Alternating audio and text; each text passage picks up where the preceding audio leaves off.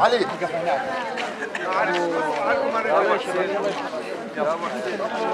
يلا يلا ان شاء الله العمر الكبرى يا ان شاء الله شهيد ان شاء الله شهيد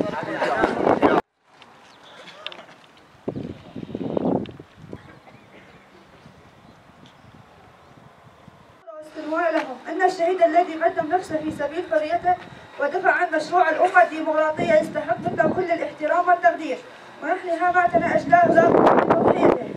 حافظ على بلدة العز والشرف، وقف في صفوف الاماميه، لم يفكر في شيء سوى الشهاده او النصر. الحرب التي تقوم بها الجهات الارهابيه هي تفكيك وحده شعوب المقاومه باسم الشهداء وامهات الشهداء الذين قدموا ابنائهم قربنا للوطن، لهم كل شيء وحب وسلام.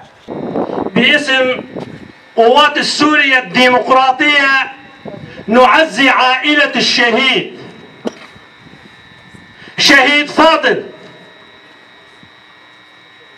شهيد فاضل كان أحد مقاتلينا في صفوف الأمامية في جبهة التلوازية، كان رفيقا يتحلى بأخلاق، فنعم التربية ونعم الأخلاق. أيها الأخوة، أيها الأخوات، لولا هذا الشهداء لم نكن نجتمع في هذا اليوم في مراسيم الشهيد. فاليوم إذا نعيش بشرف وكرامة، الفضل يعود لهؤلاء الشهداء الذين ضحوا بأرواحهم في سبيل الحفاظ على عرضنا وشرفنا وكرامتنا ووحدة الأراضي السورية.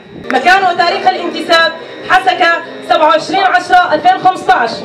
مكان وتاريخ الاستشهاد 29/1/2023. شهيد نابلس.